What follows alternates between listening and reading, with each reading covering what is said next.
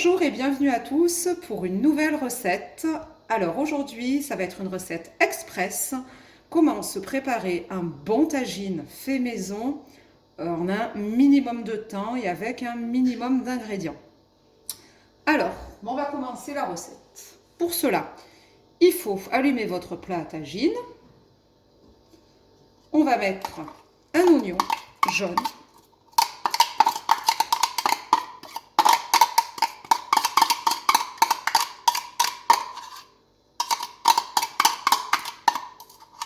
Voilà. On va ajouter la matière grasse, donc un bon filet d'huile d'olive. Soyez généreux. Et on va laisser, alors normalement, le tagine traditionnel, on place tous les ingrédients et on fait tout cuire ensemble. Là, la particularité avec les tagines, moi je sais que le tagine en inox ne cuit pas pareil que le tagine en terre cuite. J'ai pas de foyer gaz, donc il fallait trouver déjà un tagine qui tienne assez bien à la cuisson et qui donne à peu près le bon goût du tagine. J'ai celui-ci qui est vraiment pas mal. Pour celles et ceux qui seraient intéressés, je pourrais vous laisser en commentaire sur la barre d'infos les références. C'est le Scanpan. J'en suis très contente, ça fait plus d'1 an que je l'ai et j'en suis très contente. Donc voilà, on va faire revenir un petit peu nos oignons. Donc je suis à feu 8, donc c'est un feu plus que moyen. On est entre le doux et le vif, c'est un bon feu. Voilà. Utilisez une cuillère en bois aussi, c'est plus pratique, ça évite les rayures sur votre tagine. Bon, pour ceux qui trouveraient qu'il y a un peu trop d'huile, c'est de l'huile d'olive. Vous pouvez y aller avec un peu moins, avoir la main peut-être un peu moins lourde. Ou certains, je sais, mélangent huile d'olive et huile de tournesol. Après, chacun fait selon ses goûts. Moi, je montre comment je fais. Donc ensuite, je viens y rajouter l'équivalent de 4 pommes de terre que j'ai coupées en petits morceaux.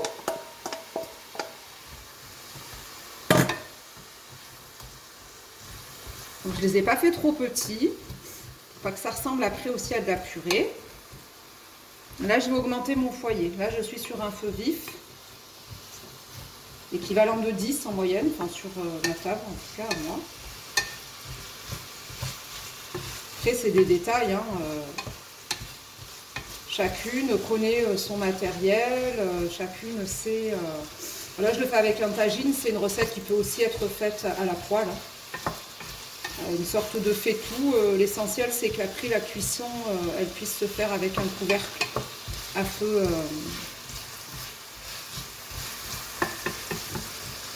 On puisse refermer, quoi. Donc on laisse bien saisir les pommes de terre. Pendant que les pommes de terre sont en train de cuire,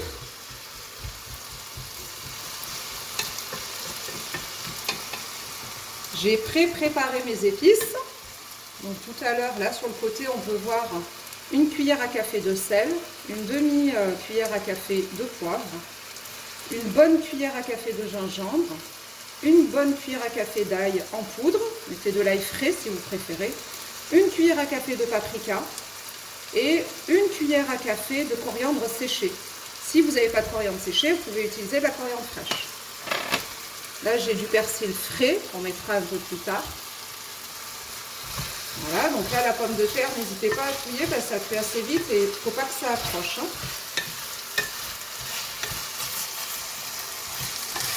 Donc là, moi, je redescends à 8.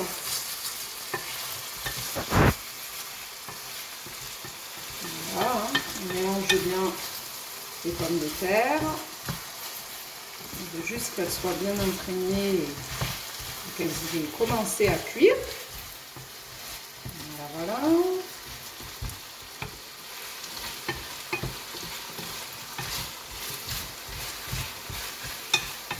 On va laisser un petit peu cuire. Donc voilà, faites toujours bien attention à ce que les oignons ne s'accrochent pas. Ensuite, on va pouvoir rajouter, donc là c'est l'équivalent d'à peu près 4 tomates fraîches. j'ai coupé en tout petits morceaux. Voilà, si vous n'avez pas de tomate fraîche, vous pouvez mettre de la tomate en boîte concassée. Ce sera beaucoup plus rapide au niveau de la cuisson. Donc après, vous faites un peu avec ce que vous avez sous la main aussi. Vous pouvez rajouter en fait les légumes que vous voulez, mais pas trop de légumes non plus, parce qu'après ça devient plus une ratatouille qu'un vrai tagine. Donc, je suis toujours à feu doux, je vais augmenter mon foyer pour saisir la tomate. Et à ce moment-là, je vais pouvoir ajouter les épices que je vous ai présentées tout à l'heure.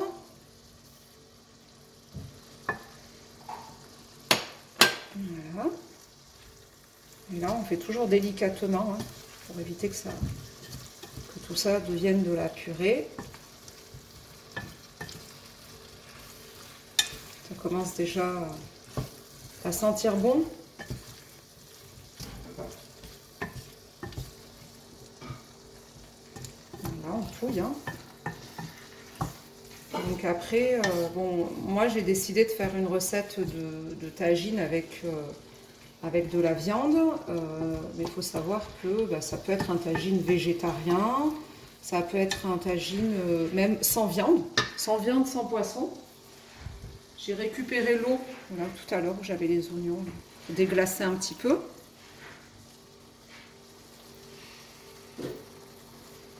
Donc oui, je disais, hein, vous pouvez mettre du poisson, vous pouvez mettre de la viande blanche, donc de la viande hachée comme pour ma recette, ou pas de viande tout court. Ça peut vraiment être un plat sans viande. Vous faites avec, encore une fois, comme je le dis, les ingrédients que vous avez, avec ceux que vous pouvez. J'écrase un petit peu la tomate. Voilà, donc là, on va pouvoir rajouter aussi la viande.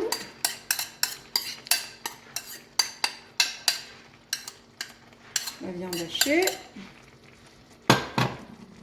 Il y a à peu près, bon, vous trouverez en barre d'infos, hein, vous pouvez mettre, moi là j'ai mis l'équivalent à peu près de 400 grammes, j'ai mis à peu près une centaine de grammes par personne,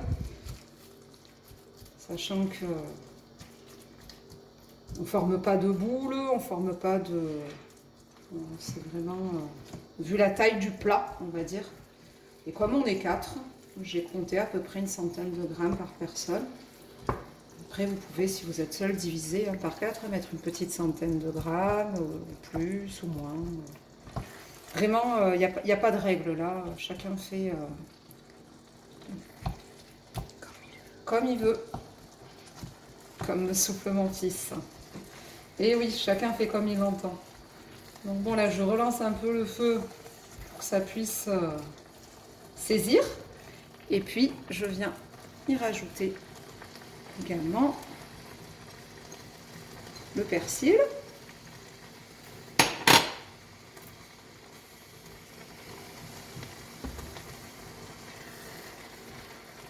Voilà. Ça sent super bon. C'est dommage qu'on ne puisse pas avoir une option odeur de la cuisine en direct live. Mais sincèrement, ça sent très très bon. Un bon tagine comme ça, avec un bon pain fait maison, c'est excellent. Donc voilà, on va pouvoir touiller, on va laisser cuire un petit peu donc la viande. Moi, avant de rajouter l'eau, j'attends quand même que la viande, elle se soit un peu colorée. Après, la viande hachée, ça cuit très vite, hein. Donc une fois qu'on aura posé le couvercle par-dessus notre tagine, au niveau de la cuisson, il faudra compter à peu près entre 20 minutes et 30 minutes. Ça dépend de la quantité de votre tagine, ça dépend du niveau de... Bon, je vais le faire cuire à feu doux, hein, mais de votre feu aussi, hein, si vous êtes sur un feu plutôt moyen ou plutôt doux. Moi, j'opte pour la cuisson douce. Chaque fois que je fais un tagine, de toute façon, à partir du moment où je pose le couvercle sur mon plat à tagine, je suis sur une cuisson douce. Donc là, voilà, je vais rajouter, avant de refermer,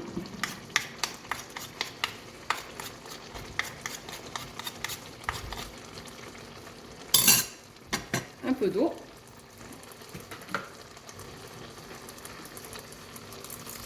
Vraiment à peine, hein, parce que j'avais déjà mis de l'eau. Et donc, je vais descendre à 6 et je vais fermer notre plat à tagine. Et puis donc, je vais laisser cuire, comme je vous ai dit. Je vais régler. Je vais mettre 25 minutes. Et puis, je rajouterai dans 25 minutes. Je verrai en fonction de la cuisson de mon plat. À tout de suite. Pendant que notre tagine est en train de cuire, on va procéder à la dernière étape. Donc j'ai mis 4 œufs, 4 œufs à l'intérieur de notre bol. Je vais y mettre un peu de poivre. Moi j'utilise celui-ci, 5B. Après vous utilisez le poivre que vous avez l'habitude d'utiliser. Voilà. Je vais mélanger les œufs. Donc si vous avez fait un tagine au poisson, cette étape n'est pas nécessaire parce que le poisson et les œufs, ça se mélange pas trop. Après, pareil, c'est pas une étape obligatoire. Hein, ceux qui n'aiment pas les œufs ne sont pas obligés d'en mettre. Nous, on aime bien à la maison. Et puis je vais mettre un peu de persil, un mélange de persil et un peu de coriandre. Donc on va battre. On viendra mettre ce mélange. Donc non, vous rêvez pas, j'ai pas mis de sel par contre. Hein. Ça c'est chacun qui laisse à son goût. Moi j'essaye de mettre peu de sel dans mes préparations. Je préfère que chacun puisse rajouter en fonction de ses goûts.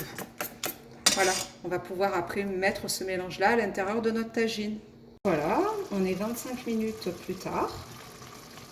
J'ai surveiller un petit peu au fur et à mesure de la cuisson, hein, que ça ne s'approchait pas à l'intérieur. On a toujours de la sauce. J'ai pas eu à rajouter de l'eau depuis le début de la vidéo, hein, de ce que je vous ai filmé. Donc là, on va pouvoir mettre nos œufs.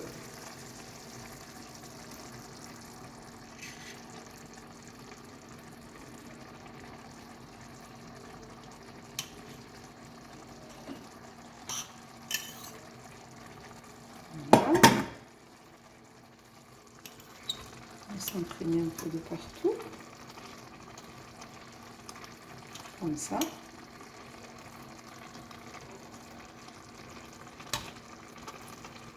On va de nouveau couvrir et laisser cuire à couvert. Et on couvre. Voilà, on va laisser 5 minutes comme ça. Voilà, donc nous arrivons à la fin de la vidéo. Le tagine vient juste de s'éteindre. Regardez-moi ça. Ça sent bon. Donc pour la déco, moi j'ai rajouté un petit peu d'herbe fraîche, c'est un petit peu de coriandre, un peu de persil, parce qu'on aime ça. Voilà, après, hein, si vous voulez rajouter des olives ou autre, regardez. Le tagine est cuit, il n'est pas sec, il est vraiment goûteux. Ça sent très très bon. Donc voilà. Bon appétit à ceux qui se régaleront et qui reproduiront la recette. Si vous avez aimé cette vidéo, n'hésitez pas à commenter, à cliquer sur le pouce bleu, à partager et bien sûr à reproduire également la recette.